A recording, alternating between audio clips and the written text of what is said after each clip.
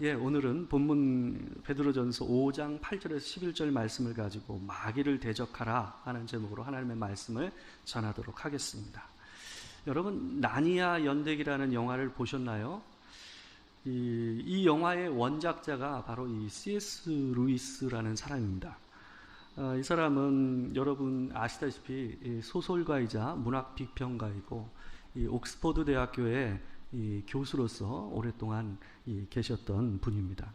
아마 20세기에 가장 세상에 영향력을 많이 미친 사상가를 뽑으라 한다면 그 중에 꼭 빠질 수 없는 사람이 바로 이 C.S. 루이스라는 사람입니다. 그만큼 이 사람은 대단한 이 문호였던 사람입니다. 이 사람이 한 30살 어근에 예수를 믿게 됐습니다. 그래서 이 사람은 이 문학가일 뿐만 아니라 작가일 뿐만 아니라 기독교 변증가로서 자기가 쓴 작품 안에 기독교의 진리를 녹아서 써넣은 사람으로 아주 유명한 사람입니다.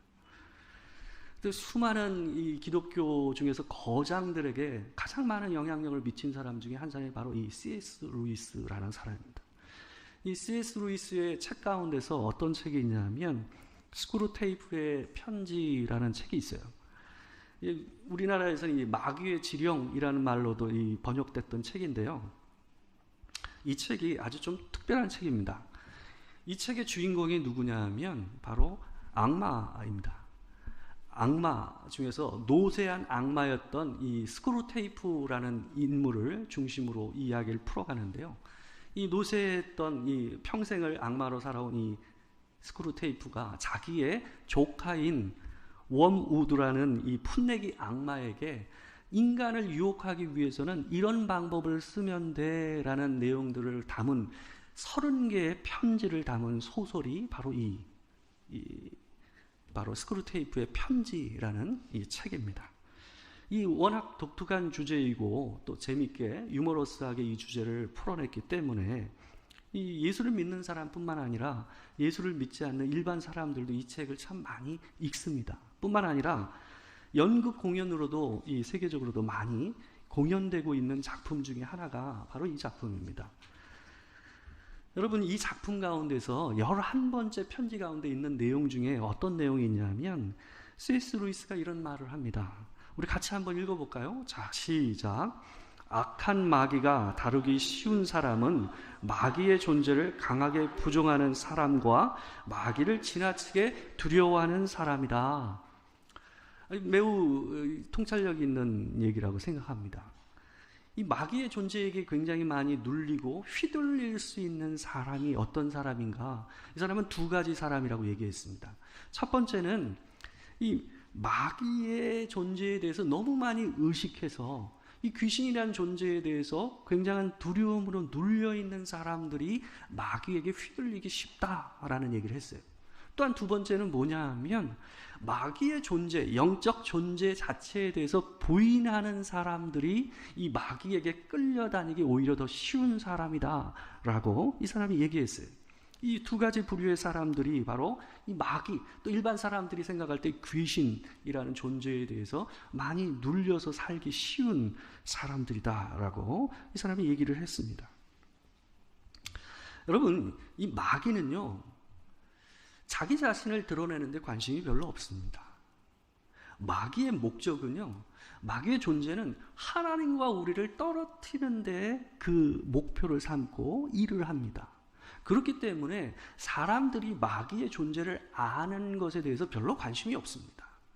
도리어 사람들이 마귀가 존재하지 않는다라고 생각하는 그 마음을 틈타서 자기가 오히려 사람들을 유혹하기 쉬운 환경을 만들어내는데 훨씬 더 좋아한다라는 것입니다.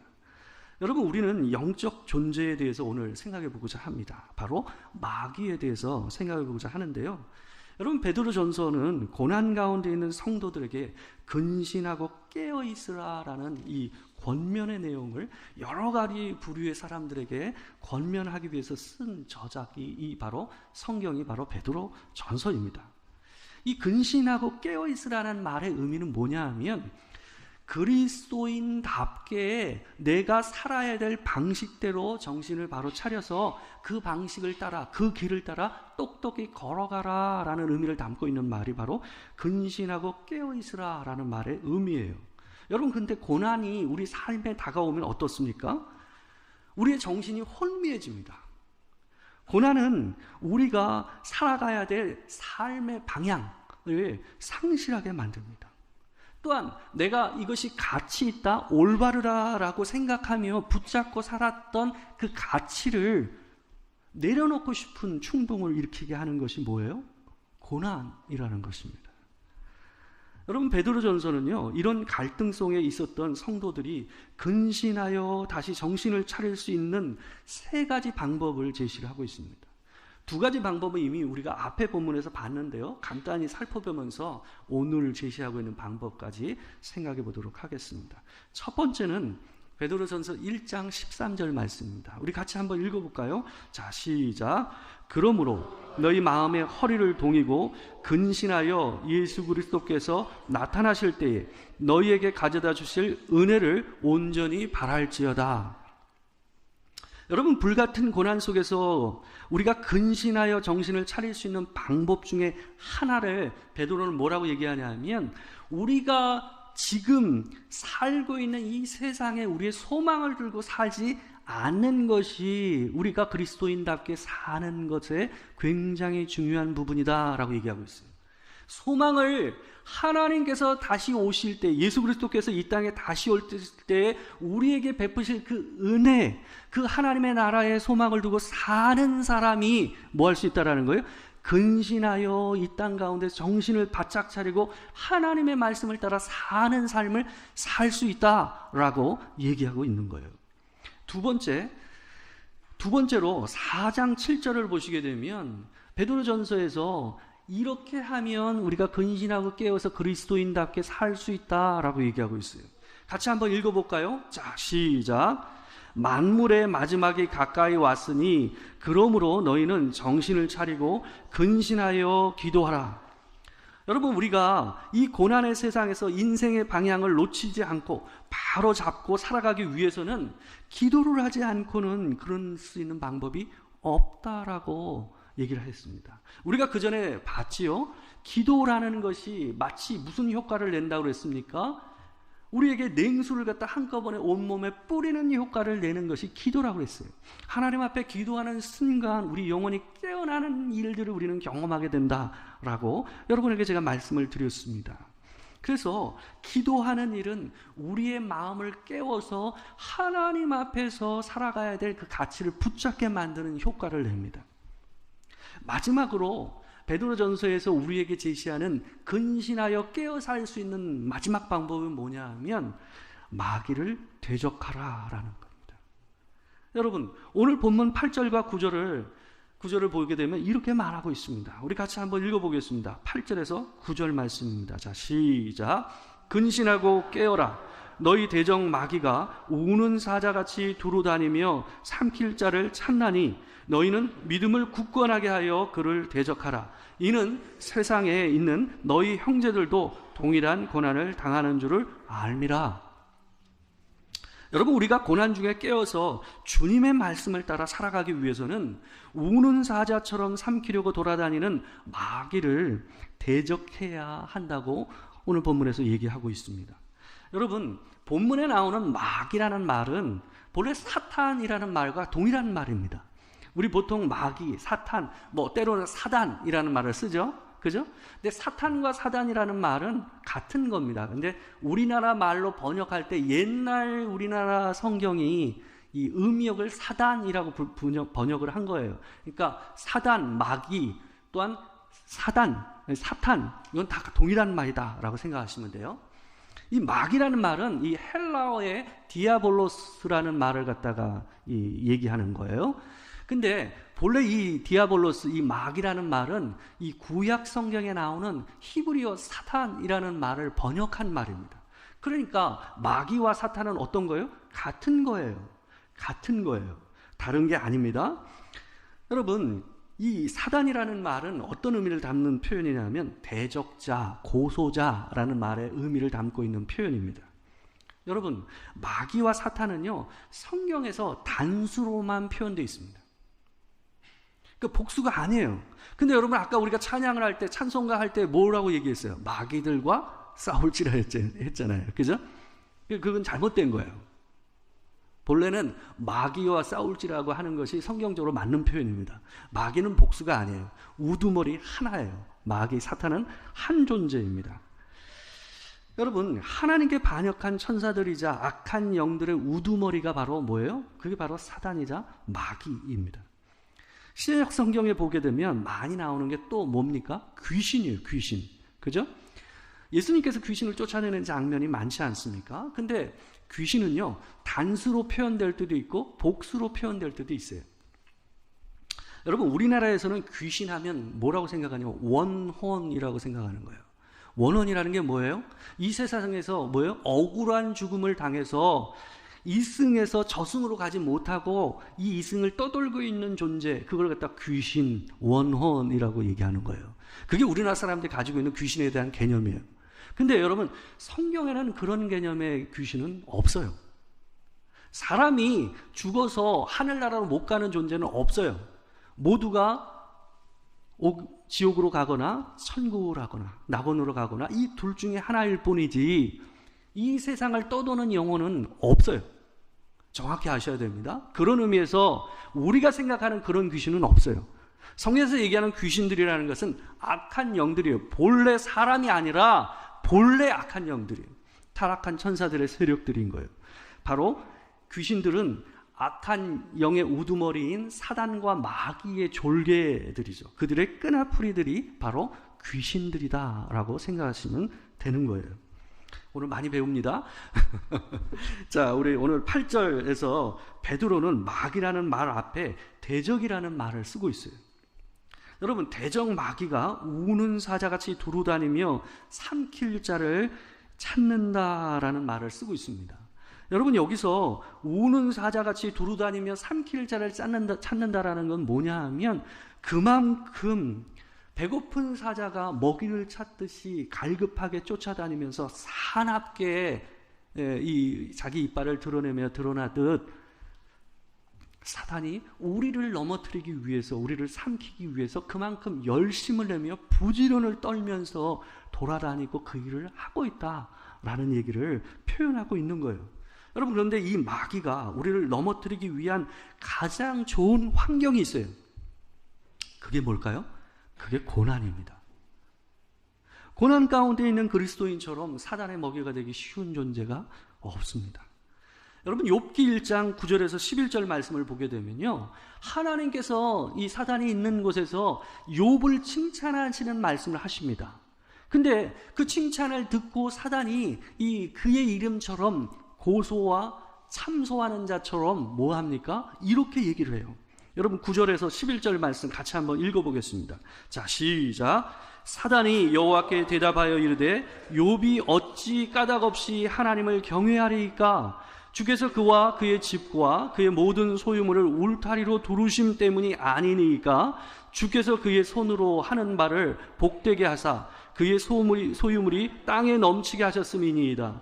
이제 주의 손을 펴서 그의 모든 소유물을 치소서. 그리하시면 틀림없이 주를 향하여 욕하지 않겠나이까? 이게 사단이 하는 말이었어요. 여러분, 욥이 하나님을 잘 섬기는 것은 하나님께서 그에게 많은 소유물을 주시고 그에게 복을 주셔서 보호하고 계시기 때문이 아니겠습니까? 라고 지금 사단이 얘기하는 거예요. 그러니 한번 그에게 주신 것들을 걷어가 주십시오. 그러면 그 사람이 반드시 하나님을 욕할 것입니다. 라고 얘기하고 있는 거예요. 여러분, 지금 사단이 얘기하는 이 얘기를 들었을 때 어떠세요? 공감이 가세요? 저는 공감이 가더라고요. 사단이 굉장히 똑똑합니다. 여러분, 솔직히 사단의 말대로 제게 있는 어떤 것들, 너무 소중하게 여기는 어떤 존재들이든 아니면 내가 가지고 있는 정말 이거에 빠지게 되면 내 인생이 흔들릴 것 같은 어떤 것을 하나님께서 가져가신다고 생각해 보세요. 여러분, 우리가 그 불같은 고난 가운데서 하나님 앞에서 하나님을 향한 그 신앙의 고백을 유지할 자신이 있으십니까? 어렵지 않겠습니까? 여러분, 그런 일들을 겪게 되면 우리는 사단의 말처럼 어떻습니까? 내가 굳건하게 믿고 있었던 하나님 또한 그분의 말씀을 어때요? 의심하기 시작하게 돼요. 흔들리기 시작합니다. 정말 하나님은 계시는 거야? 하나님께서 나를 사랑하신다고 그랬는데 과연 내 삶에 왜 이런 일을 주시는 걸까라고 하는 마음이 솟구치는 거죠. 하나님을 향해서 요구를 하지 않을지언정 마음 안에 불편한 감정이 쏟아져 나오는 것은 사실인 거죠. 기도도 안 되고 그럴 때는 하나님의 말씀도 잘 읽혀지지가 않아요. 여러분, 솔직히 사단은 우리보다 우리를 더 잘 압니다. 어떻게 하면 우리가 하나님을 대적할지를 너무 명확히 아는 존재가 바로 사단입니다. 여러분, 고난이 오면 우리는 사단이 아니라 하나님의 대적이 되곤 합니다. 왜 그러냐 하면 사단이 그 일을 통해서 하나님이 우리의 친구요, 우리의 보호자가 아니라 우리의 대적인 것처럼 우리의 마음 안에서 우리를 이끌어가기 때문에 그렇습니다. 여러분, 베드로는요 9절에서 이런 일을 모든 그리스도인들이 당하고 있다라고 얘기하고 있어요. 오늘 본문 9절 있는데 보게 되면 이 일이 단순히 너희뿐만 아니라 온 천재, 온 땅에 있는 예수를 믿는 그리스도인들이 당하고 있는 일이다라고 베드로가 얘기하고 있어요. 심지어 이런 고난을 통해서 사단이 흔드는 이 시험을 누구도 당했다고요? 예수님도 우리와 같이 몸을 입고 이 땅에 오셔서 당하셨다라고 여러분, 우리는 본문을 통해서 알 수가 있습니다. 여러분, 예수님의 공생애 시작하시기 전에 뭘 하셨어요? 40일 동안 금식하셨잖아요. 그죠? 근데 그때 사단에 이끌려가지고 계속해서 시험을 당하지 않았었습니까? 근데 그 시험이 끝나는 때에 기록된 말씀을 보게 되면요, 아주 특별한 부분을 우리가 볼 수가 있어요. 누가복음 4장 13절 말씀입니다. 우리 같이 한번 읽어보겠습니다. 자, 시작. 마귀가 모든 시험을 다 한 후에 얼마 동안 떠나니라. 여러분, 마귀가 시험을 다 한 후에 얼마 동안 떠났다고 얘기하고 있어요. 여러분, 그러면 얼마 뒤에 다시 사단이 예수님께 왔다라는 얘기 아니겠어요?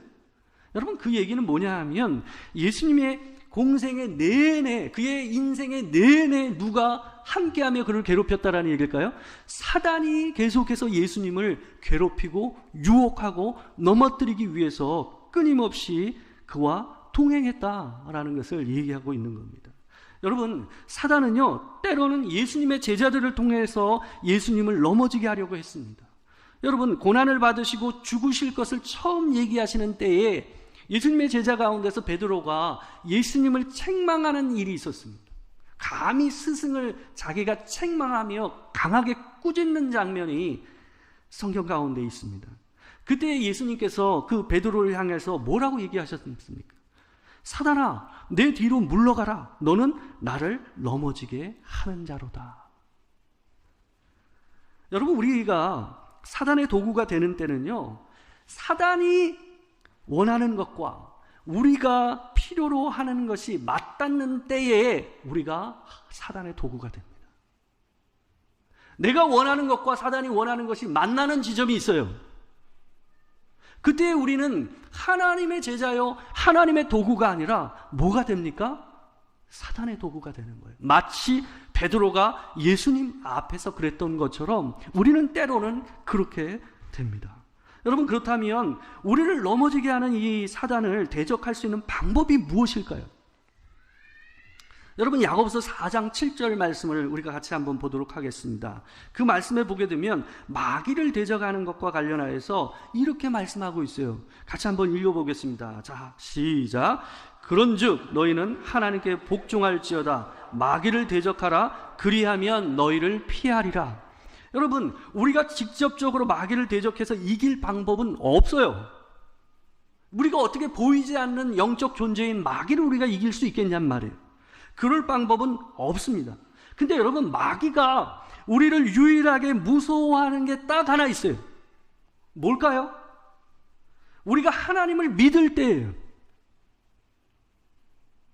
마귀는 우리를 무서워하지 않습니다. 그러나 우리가 믿는 하나님은 마귀는 무서워해요. 왜요? 유일하게 마귀를 억어할 수 있고 명령할 수 있는 존재는 하나님 외에는 없기 때문이에요. 우리가 하나님을 믿고 그분의 편에 서서 그분을 따르는 순간, 뭐요? 우리가 하나님과 한편이 되는 순간 사단은 절대로 우리를 건들 수가 없습니다. 여러분이 하나님을 의지하고 고난 중에서도 그분을 붙잡고 그분이 주신 말씀을 따라 믿고 견디는 그 순간에 어떻게 한다고요? 사단이 피하리라. 야고보서 4장 7절에서 그렇게 얘기하지 않습니까? 하나님께 복종할지어다 마귀를 대적하라. 이건 동일선상에 있는 거예요. 하나님께 복종하는 것과 마귀를 대적하는 것은 같은 선상에 있는 거예요. 다른 게 아니에요. 그때 뭐가 일어난다고요? 그리하면 너희를 피하리라. 여러분, 에베소서 6장 11절에서 17절 말씀에서 사도 바울이 여러분 우리의 싸움이 영적인 싸움이라고 얘기를 하고 있어요. 우리가 그냥 사는 것 같은데 우리의 싸움이 그냥 보이는 것들과의 싸움으로 해서 끝나는 것이 아니라 보이지 않는 존재하고의 싸움이라고 얘기를 합니다. 그래서 이 전쟁에 우리가 나가기 위해서는 이 하나님의 전신갑주를 입어야 된다라고 얘기하고 있어요. 여러분 에베소서 6장 11절에서 17절 말씀을 우리 같이 한번 읽어보도록 하겠습니다. 자, 시작. 마귀의 관계를 능히 대적하기 위하여 하나님의 전신갑주를 입으라. 우리의 씨름은 혈과 육을 상대하는 것이 아니요 통치자들과 권세들과 이 어둠의 세상 주관자들과 하늘에 있는 악의 영들을 상대함이라. 그러므로 하나님의 전신갑주를 취하라. 이는 악한 날에 너희가 능히 대적하고 모든 일을 행한 후에 서기 위함이라.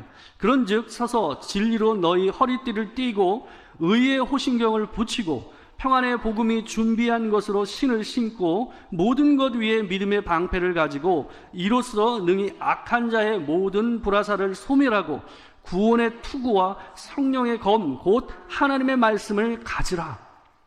여러분, 근데 이 말씀 가운데서 하나님의 전신갑주 중에서 아주 특별한 특이점이 있어요. 앞에 나오는 모든 것들은 뭐예요? 방어용이에요. 방어용. 모든 것들은 나를 보호하기 위해서 쓰이는 거예요.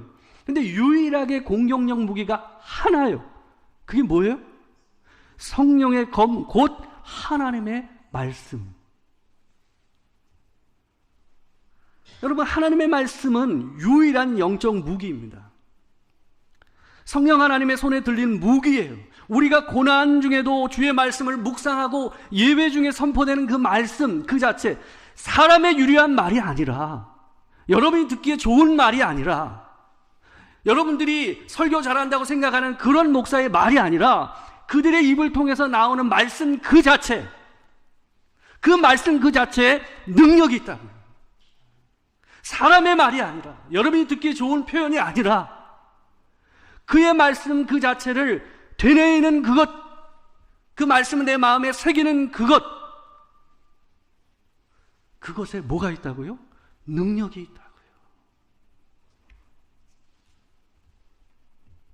여러분, 여러분의 삶에서 하나님과 멀어지게 하는 모든 일들은 사단에게서 나오는 일입니다. 사단은요, 우리에게서 하나님을 떨어뜨리기 위해서 모든 것을 합니다. 그 속에는 여러분이 원하는 것을 주는 것과도 연결이 되어 있어요. 여러분, 우리가 가장 힘들어하는 것을 줌으로써 사단이 하나님에 대한 우리의 믿음을 흔들리게 하기도 하지만, 우리가 가장 원하고 바라는 것들을 줄 수 있는 듯이 함으로써 사단은 하나님과 우리를 멀어지기도 합니다. 여러분, 아담과 하와를 보시지 않았습니까? 하와가 어떤 꾀임에 빠졌습니까? 사단이 그에게 뭐라고 얘기했습니까? 네가 그것을 먹는 날에는 하나님과 같이 되리라 라고 얘기했어요. 여러분, 예수님께도 사단은 이렇게 유혹을 했습니다.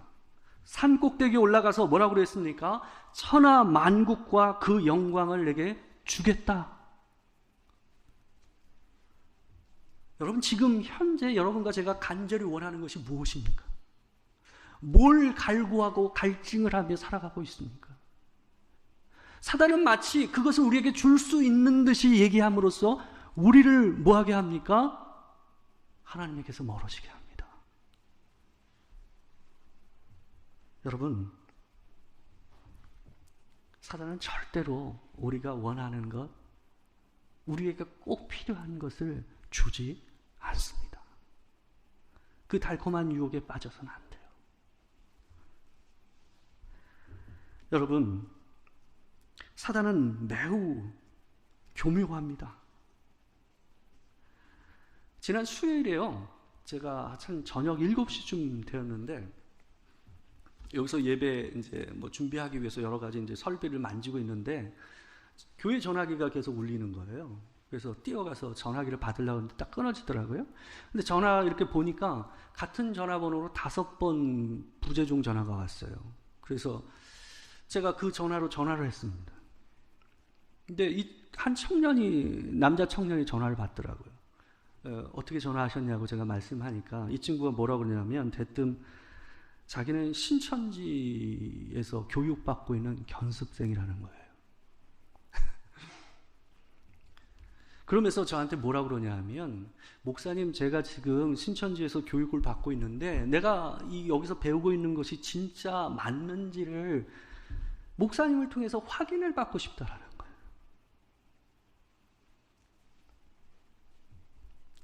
제가 그 얘기를 듣는 순간에 어떤 생각이 들었냐 하면,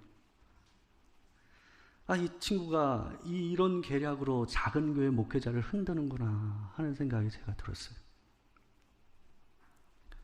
여러분, 작은 교회의 목회자들의 약한 마음을 파고들어서 이들이 교회를 무너뜨리려고 달려드는 겁니다. 여러분, 정말 그 청년이 자신이 배우고 싶고 또 배우고 있는 것들이 참인지 아닌지를 확인하고 싶어서 제게 전화를 했을까요? 만약 그랬다면 저같이 작은 교회에 별로 신빙성 없어 보이는 목사한테 전화를 했을까요? 좀 더 큰 교회, 좀 있어 보이는 목사한테 전화하지 않았겠어요? 저는 그렇게 생각해요. 제가 그 청년이었다면, 진짜 진심으로 그것을 알고 싶었다면 도토리교회 담임 목사한테 전화하지 않았을 것 같아요. 여러분, 사단은요, 너무나도 교묘하게 우리를 유혹하고 넘어지게 하려고 합니다. 이 친구가 까놓고 자기가 신천지라고 얘기하면서 스스로 자기를 향한 경계심을 풀어놓게 하는 거예요. 목회자의 영혼에 대한 순수한 마음을 어때요? 이용해서 나를 틈타려고 하는 거예요. 안타깝잖아요. 청년 아이가 그 잘못된 이단에 빠져 있는데 그걸 배워보겠다고 하는데, 여러분, 사단은 이렇게 여러 가지를 통해서 우리를 넘어지게 하지만 하나님도 우리를 어떻게 하든지 우리를 믿음 안에 흔들리지 않게 하기 위해서 열심히 부단히 우리를 챙기십니다. 여러분, 제가 10년 전에 광릉 수목원, 지금은 국립수목원이라고 부르더라고요. 그 수목원을 갔었어요. 소풍으로 갔었는데, 그때 마침 며칠 전에 뭐가 있었냐면 큰 태풍이 지나갔어요. 아주 센 태풍이었습니다. 그래가지고 가보니까 20m 이상 되는 나무가, 맥구루가 아주 확 다 쓰러져 있는 것을 갖다 제가 봤어요. 이건 다른 자료 화면인데요. 또 다른 그 태풍 때 쓰러졌던 나무 화면을 제가 올려놓은 건데요. 근데 제가 그 쓰러진 나무들을 보면서 놀란 것은, 나무가 한 20m 이상 굉장히 높이 올라간 뻗은 나무인데도 불구하고 뿌리가 생각보다 깊지는 않더라고요. 제가 이번에 한번 그래가지고 확인을 해봤어요. 나무가요, 물론 그 나무가 심겨진 토양과 또한 그 땅의 수분의 정도, 그 다음에 나무의 종류에 따라서 조금씩 다르긴 하지만 여러분, 나무의 80% 이상이 60cm 이하로 이 뿌리가 내려가지 않는다는 거 아십니까? 그리고 나머지 20%에 속하는 나무들만 혹간에 2m, 아주 적은 부류의 나무들만 한 10m까지 뿌리가 내려가는 나무들이 있다고 합니다. 여러분, 고난이 강풍과 같고 우리의 믿음이 나무와 같다고 생각하면서 생각해 봅시다. 여러분, 그 나무를 보존하기 위해서 10절과 같은 노력을 하나님께서 하신다고 얘기하는 거예요. 우리 10절 마지막으로 같이 한번 읽어보겠습니다. 자, 시작. 모든 은혜의 하나님 곧 그리스도 안에서 너희를 부르사 자기의 영원한 영광에 들어가게 하신 이가 잠깐 고난을 당한 너희를 친히 온전하게 하시며 굳건하게 하시며 강하게 하시며 털을 견고하게 하시리라. 여러분, 여기에 나오는 온전하게 하신다라는 표현은요, 본디 무슨 의미냐면 회복시키신다, 원상복구시키신다라는 의미예요. 그래서 영어 성경 NIV 성경 같은 경우는 이 표현을 뭐라고 번역했냐면 restore라고 했어요. 회복시킨다라는 단어로 번역을 했어요. 여러분, 하나님께서는 우리가 고난을 통해서 흔들리고 때로는 부러진 이 가지들이 생기고 넘어지는 일이 일어날지어도 하나님께서는 그 고난을 통과하는 그리스도인들을 어떻게 하신다고요? 회복시켜 주세요. 다시금 심어주시고 다시금 자라나 든든히 설 수 있도록 만드신다라는 거예요. 또한 고난의 강풍을 통해서 넘어진 우리들을 어떻게 해요? 굳건하게 하신다고 했어요. 여러분, 이 말씀은 우리를 견고하게 세워주신다라는 얘기예요. 또한 강하게 하신다라는 말은 뭐냐 하면 우리 안에 있는 두려움을 없애주신다라고 얘기하고 있어요. 여러분, 이런 일을 통해서 하나님께서는 사단이 우리를 넘어지게 하지만 그럼에도 불구하고 우리를 계속해서 다시 회복시켜 주시고 다시 심어 주시고 끝까지 우리를 일으키시고 세워지시는 일을 하나님께서 하고 계시는 줄 믿습니다. 여러분, 말씀을 마치겠습니다. 여러분, 우리가 하나님을 믿는 믿음 안에서 살아가기 위해서는 우리를 대적하는 마귀를 대적해야 합니다. 여러분, 주님을 믿고 또한 그분의 말씀을 고난 중에서 붙들고 우리가 그 길을 계속해서 걷는다면 사단은 그냥 우리를 피하게 될 것입니다. 여러분, 힘들고 어려운 일이 있을지라도 하나님께서 여러분에게 허락하신 그 말씀을 내려놓는 일이 없도록 하시길 바랍니다. 꼭 붙잡고 가십시오. 또한 아버지 하나님께서 우리를 여전히 붙잡고 계시고 넘어진 마음을 일으켜 세우시고 다시 회복시키는 일을 계속해서 하고 계시기 때문에 여러분과 제가 끝까지 하나님의 은혜 안에서 든든히 서서 견고하게 살아갈 줄 믿습니다. 주께서 우리 가운데 함께 하시길 소망하고 함께 기도하도록 하겠습니다. 사랑하는 주님, 우리가 주님을 가까이 하고 우리가 주님의 말씀을 붙잡고 살면 여러분, 우리를 넘어지게 하고 우리를 대적하는 사단도 우리를 피할 수밖에 없다라는 것을 보게 됩니다. 하나님, 힘들고 어려운 일이 있는 우리 형제자매들과 우리 도토리 교회 모든 성도들에게 하나님 다시금 그 말씀을 붙잡고 하나님께서 주신 은혜를 따라 하루하루를 살아내는 영광과 은혜를 더하여 주시옵소서. 지금은 우리 주 예수 그리스도의 은혜와 아버지 하나님의 크신 사랑과 성령의 교통하심이 진실로 하나님의 말씀을 붙잡고 마귀를 대적하고 하나님을 온전히 따르기를 소망하는 도토리교회 모든 성도들과 이 자리에 함께한 성도들 가운데 지금부터 영원토록 함께 하시기를 축원하옵나이다. 아멘.